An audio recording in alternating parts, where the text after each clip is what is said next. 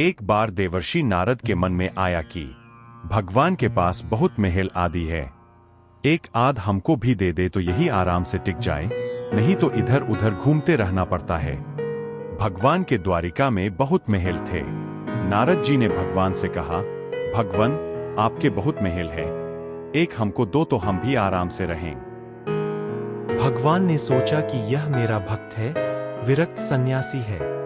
अगर यह कहीं राजसी ठाठ में रहने लगा तो थोड़े दिन में ही इसकी सारी विरक्ति भक्ति निकल जाएगी। हम अगर सीधा ना करेंगे तो यह बुरा मान जाएगा, लड़ाई झगड़ा करेगा कि इतने महल है और एक महल नहीं दे रहे हैं। भगवान ने चतुराई से काम लिया। नारद से कहा, जाकर देख ले, जिस मकान में जगह खाली मिले वही तेरे नाम कर देंगे। नारद जी वहां से चले गए। भगवान की तो सलाह 1108 रानियां और प्रत्येक के 11 बच्चे भी थे। यह द्वापर युग की बात है। सब जगह नारद जी घूम आए लेकिन कहीं एक कमरा भी खाली नहीं मिला, सब भरे हुए थे। तब उन्होंने आकर भगवान से कहा, वहां कोई जगह खाली नहीं मिली। भगवान ने कहा, फिर क्या करूं, होता तो तुमको अवश्य दे देता। नारद जी के मन में आया कि यह तो भगवान ने मेरे साथ धोखाधड़ी की है, नहीं तो कुछ न कुछ करके किसी को इधर उधर शिफ्ट कराकर खिसकाकर एक कमरा तो दे ही सकते थे। इन्होंने मेरे साथ धोखा किया है तो अब मैं भी इन्हें मजा चखाकर छोड़ूंगा। नारद जी रुक्मिणी जी के पास पहुंचे। रुक्मिणी जी ने नारद जी की आवभगत की, बड़े प्रेम से रखा। उन दिनों भगवान सत्यभामा जी के यहाँ रहते थे। एक आध दिन बीता तो नारद जी ने उनको दान की कथा सुनाई। सुनाने वाले स्वयं नारद जी दान का महत्व सुनाने लगे कि जिस चीज का दान करोगे वही चीज आगे तुम्हारे को मिलती है। जब नारद जी ने देखा कि यह बात रुक्मिणी जी को जम गई है तो उनसे पूछा, आपको सबसे ज्यादा प्यार किससे है? रुक्मिणी जी ने कहा, यह भी कोई पूछने की बात है, भगवान हरि से ही मेरा प्यार है। कहने लगे, फिर आपकी यही इच्छा होगी कि अगले जन्म में तुम्हें वे ही मिलें। रुक्मिणी जी बोली, इच्छा तो यही है। नारद जी ने कहा, इच्छा है तो फिर दान कर दो, नहीं तो नहीं मिलेंगे।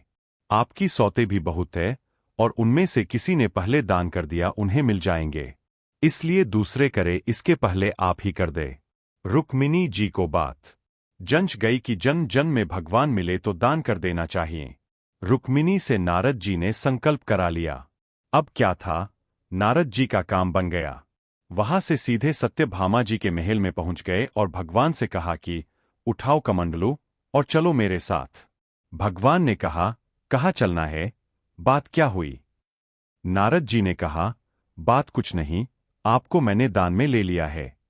आपने एक कोठरी भी नहीं दी तो मैं अब आपको भी बाबा बनाकर पेड़ के नीचे सुलाऊंगा। और नारद जी ने सारी बात उन्हें बताई कि कैसे उनने रुक्मिणी जी से उन्हें दान में ले लिया।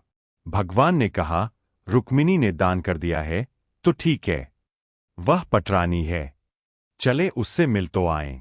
भगवान ने अपने सारे गहने गांठे, रेशम के कपड़े सब खोलकर सत्यभामा जी को दे दिए और बलकल वस्त्र पहनकर, भस्मी लगाकर और कमंडलू लेकर वहां से चल दिए। उन्हें देखते ही रुक्मिणी के होश उड़ गए। पूछा, ये हुआ क्या आपको? भगवान ने कहा, पता नहीं, नारद कहता है कि आपने मेरे को दान में दे दिया।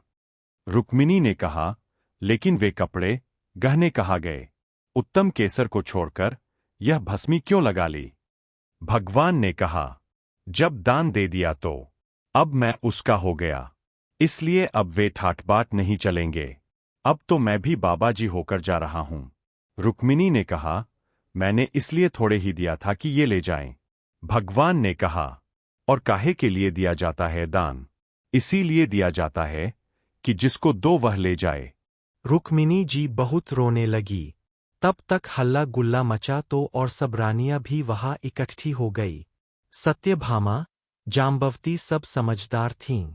उन्होंने कहा, भगवान एक रुक्मिणी के पति थोड़े ही है, इसलिए रुक्मिणी को सर्वथा दान करने का अधिकार नहीं हो सकता, हम लोगों का भी अधिकार है। नारद जी ने सोचा यह तो घपला हो गया। कहने लगे, क्या भगवान के टुकड़े कराओगे? तब तो 16,108 हिस्से होंगे। रानियों ने कहा, नारद जी कुछ रंग की बात करो। नारद जी ने विचार किया कि अपने को तो महल ही चाहिए था और यही यह दे नहीं रहे थे। अब मौका ठीक है, समझौते पर बात आ रही है। नारद जी ने कहा, भगवान का जितना वजन है उतने का तुला दान कर देने से भी दान मान लिया जाता है। तुलादान से देह का दान माना जाता है। इसलिए भगवान के वजन का सोना, हीरा, पन्ना दे दो। इस पर सब रानियां राजी हो गई। बाकी तो सब राजी हो गए, लेकिन भगवान ने सोचा कि यह फिर मोह में पड़ रहा है। इसका महल का शौक नहीं गया। भगवान ने कहा, तुलादान कर देना चाहिए, यह बात तो ठीक है। भगवान तराजू के एक पलड़े के अंदर बैठ गए।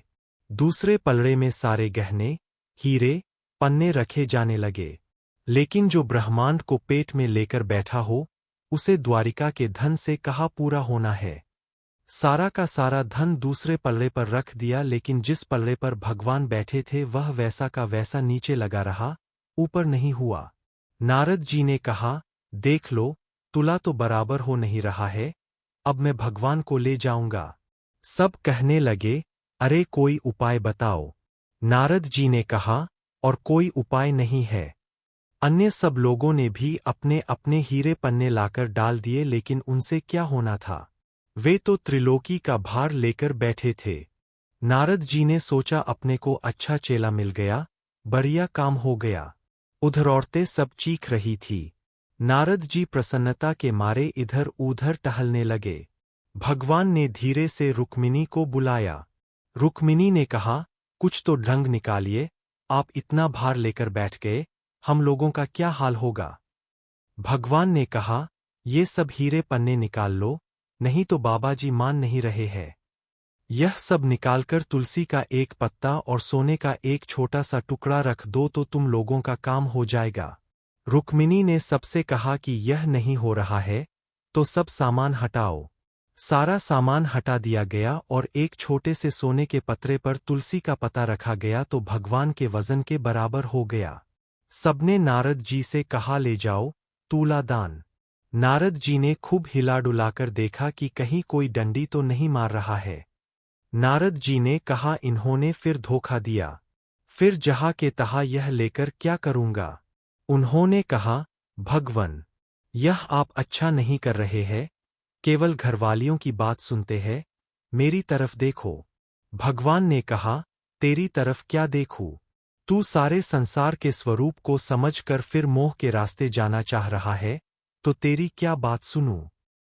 तब नारद जी ने समझ लिया कि भगवान ने जो किया सो ठीक किया।